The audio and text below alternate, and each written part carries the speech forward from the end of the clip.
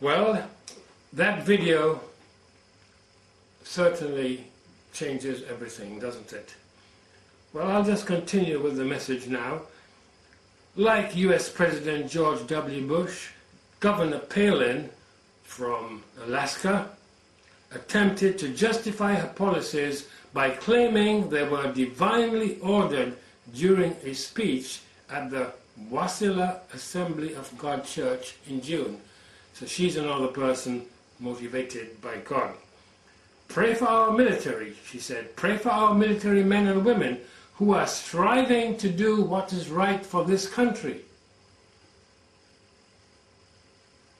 Going into somebody else's country to kill them, to steal their goods, is ordained by God and is right for the country. Sacrificing the best of the youth on lies is good for the country. Our leaders, our national leaders, are sending them, that is our military men and women, on a task that is from God. That's what she said. Earlier in 2005, President Bush claimed he was on a mission from God when he started the war in Afghanistan and Iraq. Why didn't he say the war in Afghanistan were to protect the poppy fields? Why didn't he say the war in Iraq was to put his new Babylon into position there and take up the riches of that nation and, of course, support the nation of Israel at the same time? No, that's not what he said. He said, I am driven with a mission from God. God would tell me, George, go and fight these terrorists in Afghanistan. I can tell you something. God does not refer to, or God refers to his friends as George by first name. Otherwise, he tends to use the full name. That is my experience. So anyway, he said, George, go and fight these terrorists in Afghanistan. And I did. And then God would tell me, George, go and end the tyranny in Iraq. And I did. That is what the US President told the Palestinian delegation in Sharm el-Sheikh. And President Hopeful Palin from Alaska said, prior to her, there is a plan, and that it is God's plan. Comment on the Iraq war. That's what she said about the Iraq war. And asked the audience to pray for a $30 billion national gas pipeline project because it was God's will to get that gas line built as well. Well, you just saw Lindsey Williams. He said there were two separate oil fields in Prudhoe, the northern slopes of Alaska, which is right up into the north, right in the Arctic Circle. And he says they have got two oil fields and each would be able to supply all the oil and gas for 200 years. Oil crisis? What oil crisis? Remember Al Gore and his global warming scam? Well, if you have been in the UK, have you been feeling warm in August and September? We did a video about this. People thought I was mad. Now they're seeing I wasn't quite as mad as they thought. I actually was planning to do this video some time back. I just got interrupted. I had on a light sweater. I had to actually change it. I was freezing. This is September 5, 2008. Global warming.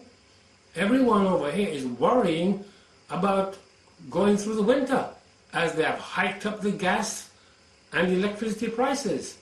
If you think you're paying high prices in the United States for gasoline, you want to come here.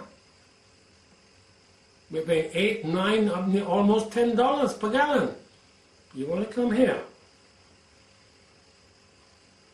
You know, thousands of scientists have refuted goes claim about the global warming. I think it was 3,000 scientists did this. And now today, September, well, I got this today, but it's dated September the 3rd, data from the National Snow and Ice Data Center has indicated a dramatic increase in sea ice extent in the Arctic regions. Oh my goodness, we're having global warming, but the ice is growing. Over the past year, listen to this, over the past year, an area of 700,000 square kilometers, and this is a size twice that of the nation of Germany.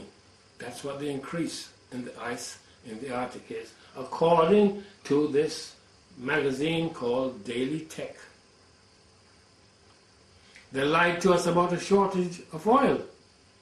They lied to us about global warming. They lied to us about Iraq. They are lying to us about Iran. Is there anything that they're telling us the truth about? Anything at all? You know, President Bush claims to be a war president, just like all the presidential candidates. But what does it mean? What does it actually mean? War on poverty means war against the poor. Just ask the poor and you'll soon find out that's what it means. War on terror means a war of terror against the entire world. The war on drugs, what does that mean? There's a war to protect the drugs trade. Study Afghanistan and you will see it for yourself. I am not supporting any group, not the Taliban, not the Palestinians, nobody. But you know, when the Taliban was in force, in power, whatever faults they have, and I'm sure they have many, the poppy crop fell to practically zero. And last year, they had a bumper crop. I can't remember the percentage, over 100%. Either 120 or 140% increase. What's going on? You know, when they say, we have to sacrifice, we have to make sacrifices, what does it mean? It means you have to make sacrifices. Do you think any of those politicians are making sacrifices? Well, if you are, I'm very sorry for you. You need some serious help. We means you. When it says, we must tighten our belt, it means you must tighten your belt. We must fight the enemy. What does it mean? You are the enemy.